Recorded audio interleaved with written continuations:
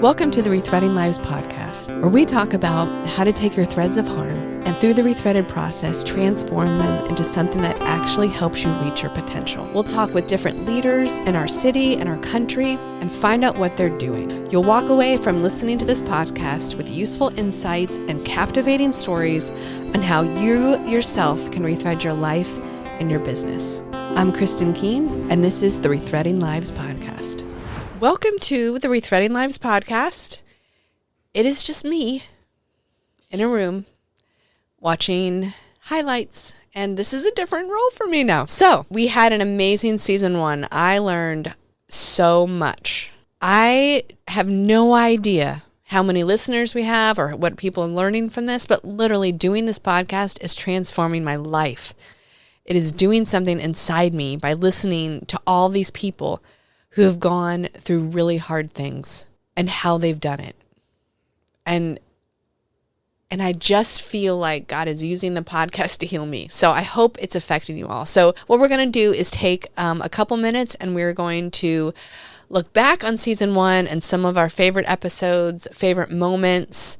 So I have my cherry Pepsi Zero, which I love having a diet soda at about 2:30 or 3 o'clock every day. It's not the best habit, but it's a vice that I am not willing to give up yet. So join me, maybe grab your vice in the afternoon, and let's do this. When you go to the jail and you speak to those ladies, I mean, you're absolutely pouring love into their hearts, and you may be the first person who's ever done it. Uniquely qualified. Okay. Uniquely qualified. It's just powerful to do our purpose and achieve our full potential, to be willing to be honest, because it's our responsibility to be our best selves, because we can change so many lives around us, and that's what you're doing. It's worthy of the effort that you've put into it. Shirley is uniquely qualified. When she goes into the jail, she can go in there and have a platform that I will never have. And she brings in her light. She brings in her love. She purposely wears bright clothes. And honestly, I really want what Shirley has. She is so full of thankfulness and joy. And Shirley is not perfect. She's just as human as me. We both drive fast. We're both kind of impatient. But she has this deep, abiding joy and love of people. And it is contagious. And I love being with her and learning from her. My brother hadn't talked to me for years before I got sober. It had been maybe 3 years. And then I got sober, and I got to that process of like making amends and stuff. And he didn't want anything to do with it. I was leaving Thanksgiving. You know, he still hasn't talked to me. And we're coming up on about 5 years since I'd talked to him. He's my only brother. And I'm almost home, and the song, Good, Good Father comes on. Mm. And right at the part where he says, I've heard 1,000 stories of what they think you're like. This picture in my head of one of my friends, it was one of my male friends, just pops into my head. And God just told me, I have given you a brother sufficient enough. We were talking about the long-term healing that our women, I'm not going to say endure, that they willingly go through to help restore their families back together.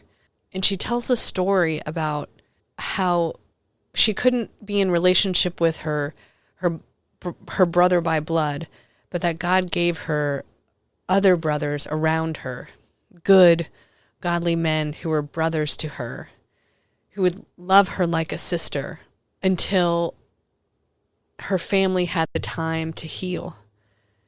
And she goes on to tell the story about eventually her brother texted her back one time and was just like, hi. And then the next year it was, hi, Stephanie. And then the next year it was a whole sentence. And over the years, slowly they reconciled. And you need to listen to the podcast to hear the rest of the story. But I think I learned from Stephanie so much about the patience in healing, the time it takes, and how courageous she is, and how much she no matter how much it hurt or how much rejected she was, she trusted and she trusted and she loved and she trusted. and let God take care of her. It's so good. I lose about 15 pairs of earrings a year. Okay. I'm literally not exaggerating on this. I lose about 15 earrings a year. We just did, they ran a report for the best customers at Rethreaded, and I'm in like the top 10 of all customers because of how much money I spend on earrings at Rethreaded. If I was a good leader, does that mean I would stop losing earrings? I know, I'm serious. This is a serious question because I'm just like, when I hear that, I'm like, I'm never going to be a good leader. So strengths and weaknesses are only strengths and weaknesses in context. In right? context, in the right place. In the certain context. So there are some instances, like I am incredibly absent-minded as well, and I'm very disorganized. But I'm very present in meetings. I'm very present, but like the same thing which makes me absent-minded in organization also makes me incredibly present in a specific moment with people, which makes them feel very seen and very heard and very understood. And I can usually think very quickly on my feet, which means I don't have to rely on the weakness of having to be tremendously prepared for something ahead of time because I'm very quick. So like the strength and the weakness is just literally a matter of context. I'm still not sure about that, Stephen. But I have been trying to do a better job in my life of finding my lane and finding my strength and living there, putting all my energy into there, stop comparing myself to other people, and putting my energy into developing my strengths instead of beating myself up for my weaknesses. So that was actually a good moment for me. And I also value and respect so much my staff, right? Who just, I know this sounds crazy, but I guess we do a great job of taking care of each other. That just because I lose earrings doesn't mean I also lose respect.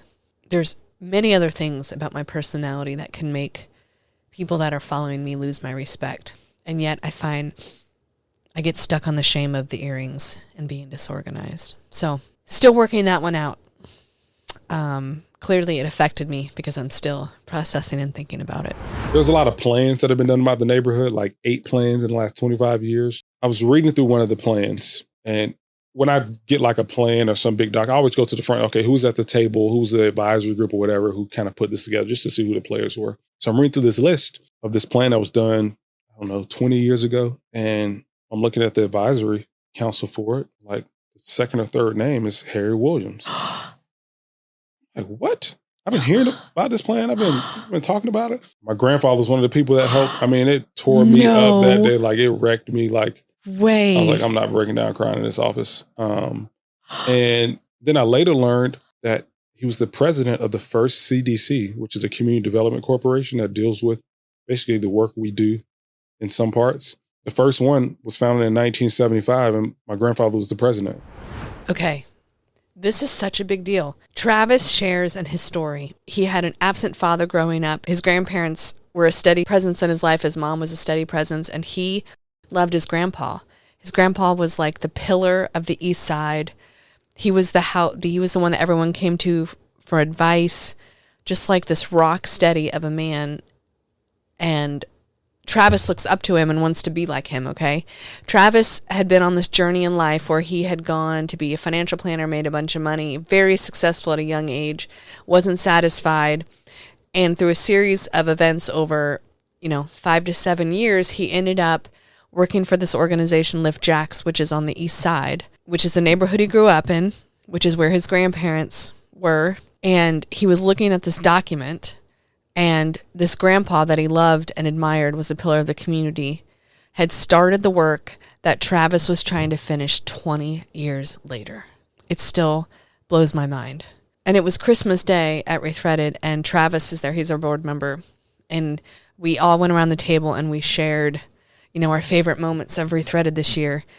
And Travis referred back to that moment as his favorite Rethreaded moment.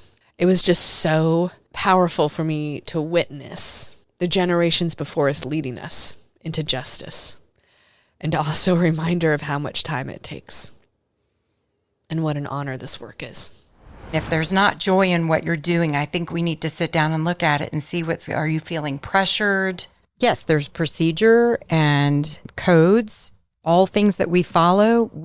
All of those things are very important to us, but there should be joy in the journey. And I believe that there is. And to see the same person who really felt like they had to rush so that they could add value, realize that they were already adding value. And when you enjoy the journey, you're going to end up making far more, far better. Just take your time, enjoy the journey. Speed comes in time.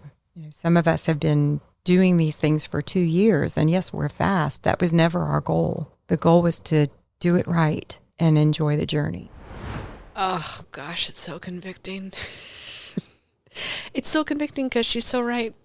And I am Kristin Keen, and I am not patient, and I don't like to take my time. And I am stressed a lot of the journey. And Lisa, this isn't just like a persona. Like, she's now in development, so we spend a lot of time together. Like, we've driven to Miami together. We've spent 4 days in Orlando together. And that woman, I learned so much about joy from her. She really finds joy in every part of the journey. Like, we're setting up the kit and she's like almost singing in between customers. She's rearranging everything. She gets so excited to meet a new customer, a new donor, the possibility. And she loves the journey. And again, I am surrounded by the most amazing people on the planet. And I am so happy that she gets to be a leader in Rethreaded. She's now supervising 3 survivors underneath her. And I can't wait to see what happens to those women under her leadership over the next 2 years. It's going to be phenomenal. And so, Lisa Carroll, you are a treasure and a gift. So that's it, ladies and gentlemen. Season 1, Rethreading Lives. This is my passion. This is what I love to do. I am so proud of all of our guests. I'm so proud to be hosting this. I really pray that you will listen to this and you can heal. That there are those parts of you that don't know you're loved, those parts of you that are still angry, those parts of you that still haven't let go, those parts of you that are stopping your own self from reaching your potential. I pray that they're healed and you can have a deep understanding of who you are, because I believe that the world needs you. So thank you, listeners, for being on this journey, and I'm looking forward to season 2.